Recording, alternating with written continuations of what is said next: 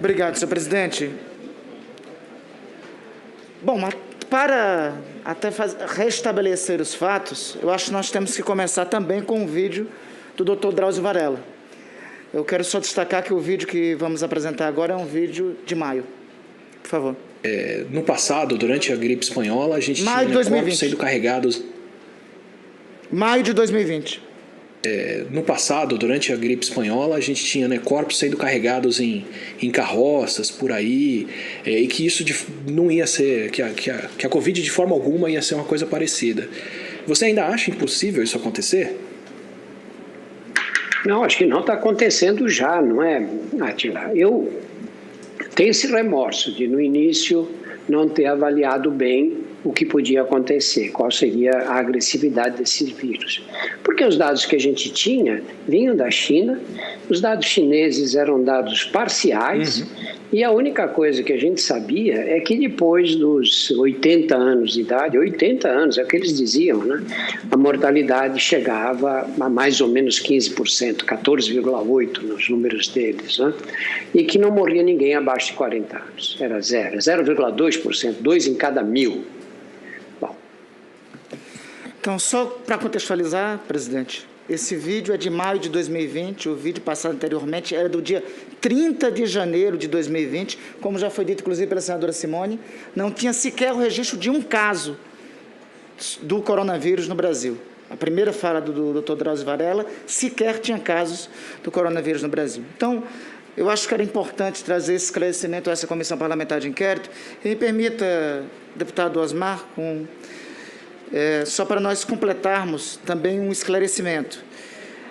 De fato, a razão final da queda do premier sueco não foi a condução em relação ao coronavírus, mas o início da perda de apoio no gabinete foi disso. O primeiro-ministro sueco é social-democrata, ele perdeu o apoio da esquerda no parlamento e, por conseguinte, teve um voto de censura aprovado ontem, logo após as críticas que até o rei da Suécia fez às medidas e à condução que a Suécia adotou em relação à pandemia. Dados aqui, inclusive, apontam isso. Na Península Escandinava, senador Humberto, a pior condução da pandemia foi a sueca. O número de mortos na Noruega, na Finlândia, na Dinamarca, era muito inferior aos países próximos, foi muito inferior ao que ocorreu na Suécia. O próprio primeiro-ministro teve que vir a público pedir desculpas, o que não permitiu a perda de apoio da coalizão que o sustentava no gabinete. Notícia da BBC dá conta disso. Sem isolamento, Suécia sofre com Covid-19 fora de controle, UTIs lotadas e debandada de profissionais de saúde. Meses depois, olha aqui a notícia, Suécia admite erros em sua estratégia contra a pandemia. Então, não me parece, com a devida acatamento e respeito, não me parece que tenha sido uma boa referência no enfrentamento à pandemia. E, deputado Osmar, Vossa Excelência é um parlamentar experiente, 6 mandatos parlamentares concedidos pelo povo do Rio Grande. Então, as opiniões de Vossa Excelência, eu não tenho dúvidas que elas influenciam as pessoas. Já foi dito aqui por alguns outros colegas, e Vossa Excelência mesmo confirmou, que teve alguns encontros com o senhor presidente da República, dialogou várias vezes com o senhor presidente da República, obviamente, entre os diálogos que estabeleceu, dialogou sobre o enfrentamento da pandemia. Numa sequência agora, ainda há pouco dita pelo senador Tasso, Vossa Excelência, inclusive, e eu louvo Vossa Excelência por isso, disse que errou na previsão sobre o número de mortos, errou sobre a possibilidade de surgimento de novas variantes, sobre o tempo da pandemia e sobre a chamada imunidade de rebanho. Nesse curso das opiniões de Vossa Excelência, que pelo que já foi demonstrado aqui, inclusive pelos vídeos, é uma opinião que Vossa Excelência sustentou pelo menos até dezembro do ano passado, nesse curso das opiniões de Vossa Excelência, Em quantas oportunidades Vossa Excelência conversou com o presidente da República e dialogou com ele sobre o enfrentamento à pandemia? Senador Randolph, eu conversei com o presidente várias vezes. Eu vi aqui que saiu publicado agora que foram 20 vezes. Né? 20 vezes em 1 ano e meio, né? Não é um... tem deputados, aliás, muitos deputados que conversam muito mais com ele do que eu. Mais que Pazuello, viu? Bem mais que Pazuello. Foi mais que o ministro da Saúde. Foi mais que o ministro da Saúde. Mas é por questões políticas, inclusive independentes dessa questão aí, a questão da eleição da Câmara, a questão... Tem um monte de questões aí. Quantas vezes o senhor conversou com o Lula, né, quando era deputado? Então, isso aí não tem... Quando eu era ministro, foi muito mais vezes. O ministro, o senhor não era o superego dele, né? Então, essa tentativa de me colocar como pessoa tão influente que possa mudar a opinião do presidente da República... O presidente tem opinião própria. Quero dizer isso para vocês. Vocês estão lidando com um presidente... Esse país tem um presidente que pensa, que tem opinião própria sobre tudo. Ele ouve pessoas, né? Ele ouve e decide. E é isso que eu lhe pergunto. Assim, em relação à pandemia, ele lhe ouviu? Me ouviu algumas vezes e me perguntou algumas coisas em 1 ano e meio. Não tem um gabinete, senador. Isso que eu quero dizer. Não existe um lugar que as pessoas se reúnem para influenciar. Ele podia até ter criado isso, se ele quisesse. Ele não criou. Ele ouve ouve outro. É isso que ele faz. Eu sou deputado, eu vou não falar, vou me colocar na posição de não falar com o presidente? Ora, não, em absoluto. Eu fui ministro dele, eu tenho não, em absoluto. Ele, não, em absoluto. O objeto, o destino da minha pergunta é exatamente isso. Que Vossa Excelência nos confirma. Ele lhe ouviu várias vezes nesse 1 ano e meio. Naquela opinião que ele ouviu, a opinião que Vossa Excelência emitia para ele em relação à pandemia, era essa opinião que Vossa Excelência externava. Inclusive, só um dado, se Vossa Excelência me permite, entre as opiniões que Vossa Excelência externava, uma das opiniões de imunidade de rebanho, o senhor emitiu 135 twitters sobre essa opinião. Segundo dados do portal Aos Fatos, esses twitters chegaram a ter 3,2 milhões de interações. Então, influenciou bastante, não somente influenciou ao presidente da República, mas trouxe influência à opinião pública. Só estou dando o dado de um dos twitters, que é esse Twitter sobre imunidade de rebanho, que corresponde a 14,8% de suas opiniões. Eu acho que Vossa Excelência confirma que exerceu influência, dialogava frequentemente com o presidente da República e, na oportunidade, não sei se Vossa Excelência ainda tem as mesmas opiniões, mas, na oportunidade, externava essas opiniões que estavam presentes nas redes sociais de Vossa Excelência. Senador, eu posso lhe dizer o seguinte, eu tenho uma rede social que cresceu muito, inclusive depois que eu saí do Ministério, né? Não foi nem como ministro, né? Em função de opiniões que eu tenho e que as pessoas que me seguem concordam, e tem os que me seguem só para me ofender também. Tem de tudo, né? Vocês também Nós devem ter todos isso temos. Nas redes de vocês. Então, o que eu posso dizer é que eu sou um deputado, senador. Eu sou um deputado como outros. Já viu as fotos do presidente? Já viu o deputado Hélio? Quantas vezes está com ele? O Hélio visita o presidente muito mais do que eu. Eu não vou no Palácio da Alvorada, eu não participo de lives com o presidente. Olha quantas pessoas participam de live com ele. De vez em quando eu falo com ele, qual é o problema? Se eu fosse tão influente assim, eu estaria em outra situação. Eu tô dando opiniões sobre o que eu acredito, porque eu vivi. Senador. Não, perfeitamente. Eu vivi mas isso. Veja, deixa eu lhe dizer, eu não estou subestimando a vossa opinião. Ao contrário, eu estou superestimando e estou dizendo que essa opinião teve influência direta sobre o presidente da República. E, Vossa Excelência, nós todos somos parlamentares, temos seguidores que argumentam em nosso favor e contra-argumentam nas redes sociais. Vou aqui, por exemplo, citar uma dessas argumentações e contra-argumentações em um Twitter de 20 de dezembro de 2020. No espaço de tempo que dura uma pandemia, não ocorrem mutações significativas num vírus pandêmico. Portanto, até que se prove o contrário, não existe uma nova pandemia de um coronavírus mutante. Um seguidor seu, divergindo, disse: doutor Osmar, tem uma dúvida. Esse repique das infecções, o senhor acha que pode durar muito tempo ou pode em pouco tempo ter uma queda brusca? O senhor responde: repique indica que o vírus adquiriu massa crítica de contágio para chegar logo na imunidade de rebanho, 85% a 90% da população.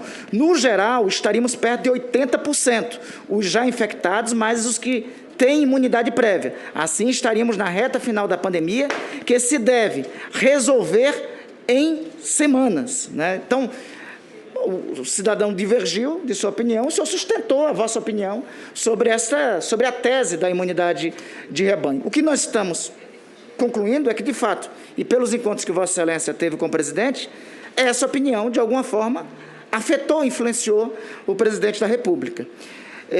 Se Vossa Excelência, inclusive, destacou isso aqui, Vossa Excelência disse que o vírus vivo, só me corrija se eu estiver errado, o vírus vivo é melhor que o vírus morto. O senhor tem essa convicção? Senador, o senhor está colocando uma coisa que eu não disse. Eu disse que a formação de anticorpos... Me permita, porque foi um trecho de vossa declaração na preliminar aqui. O momento em que o vírus... os anticorpos que um vírus vivo forma, como ele é muito mais agressivo que o vírus morto, né, ele forma muito mais anticorpos. Isso é um raciocínio lógico, né, que um vírus morto. Eu não estou recomendando as pessoas se contaminarem. É essa ilação que vocês estão tentando fazer aqui, que eu estou recomendando. Eu defendo a vacina, defendo a proteção individual, defendo a proteção do grupo de risco, que não foi feita pelos governos estaduais. Eu defendo sempre se fez em todas as pandemias, não é as pessoas se contaminarem livremente. Isso é um absurdo, isso não existe, né? O que a imunidade de rebanho senador, é o resultado final, ela não é uma estratégia nem uma tese. É importante deixar claro isso. O senhor falou que sobre a Coreia e o Japão, que foram exemplos bem-sucedidos no enfrentamento da pandemia. O senhor não acredita que isso se deve, entre outros assuntos, entre outras medidas, ao fato de lá ter testado mais? Sim, eu considero. Acho que a testagem é muito importante. Nós oferecemos para o governador do Rio Grande do Sul, conseguimos 1 milhão de testes. E o governador não se importou muito com isso. Deve ter usado lá os testes. O governo federal ofereceu. Trocar os testes, trocar o lockdown e a quarentena e as bandeiras pretas e vermelhas por uma testagem maior, que não aconteceu. Perfeitamente. Neste caso, então, é mais uma razão do fracasso no Brasil, porque nós testamos pouco. Testamos muito pouco. Fomos um dos países que menos testou, segundo dados de diferentes instituições, inclusive da Organização Mundial de Saúde. Deixa eu lhe perguntar uma coisa. O senhor disse, ainda sobre a chamada imunidade de rebanho, Vossa Excelência tem algum exemplo de algum vírus que foi embora por imunidade de rebanho, por infecção? Todos os vírus vão embora por imunidade de rebanho. O influenza está aqui há mais de 100 anos. Não. Imunidade de rebanho, surto, nós estamos falando de surto epidêmico, surto pandêmico, é isso que nós estamos falando. Aí as notícias que eu tenho é que o único vírus que foi contido, foi pela vacina, foi a varíola. 200 anos. 200 anos de pela vacina. vacina. 200 anos de vacina. Perfeitamente. 200 anos de vacina. Então, nós não podemos esperar 200 anos de vacina. O que eu estou dizendo é o surto, senador. O surto é quando rapidamente aumenta o contágio, exponencialmente, aumenta uma quantidade enorme de pessoas contaminadas todo dia e depois diminui e termina.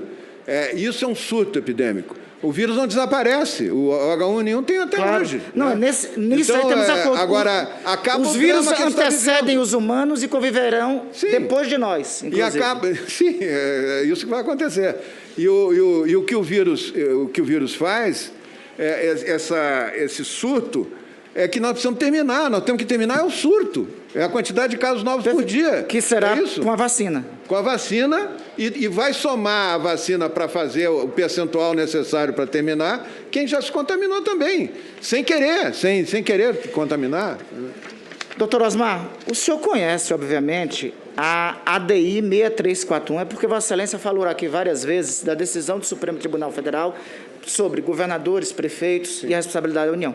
Vossa Excelência muito bem conhece a decisão da ADI 6341. 15 segundos. Perfeitamente? Eu não sei se esse é o número, eu não tenho ideia, mas se é o mesmo assunto... Tá, então me permita fazer a leitura para o senhor e para que restar claro isso daí. Veja o que diz o relator, o ministro Marco Aurélio, foi decisão da maioria dos membros do Supremo Tribunal Federal.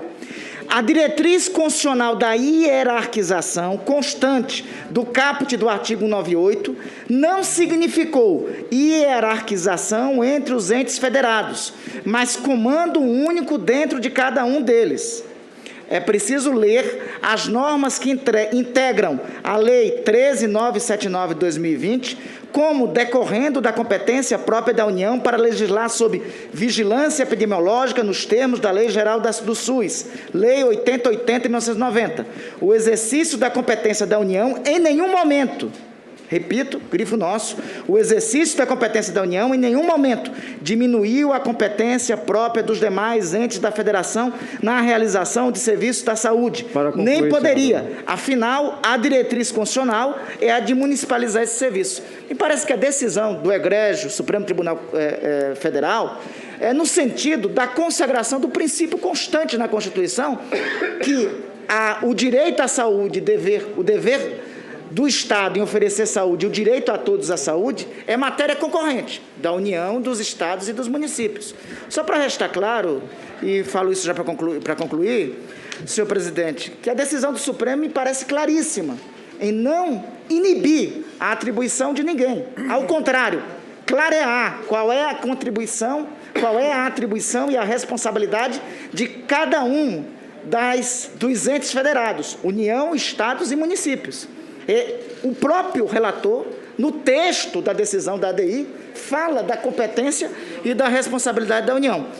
Por fim, assim só, doutor Osmar Terra, o deputado federal, o médico é o senhor, mas me permita aqui, eu posso falar como historiador.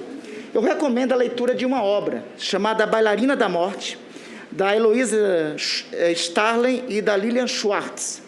É uma obra sobre a pandemia de 1918. E nessa obra, essas duas mais conceituadas historiadoras do país, num resgate histórico, fala da chegada da dita gripe espanhola, que o nome inclusive é indevido, né, da influenza no Brasil, e elas destacam na obra o seguinte: os médicos e a ciência diziam que com a chegada daquele vírus era necessário medidas de isolamento. Em 1918.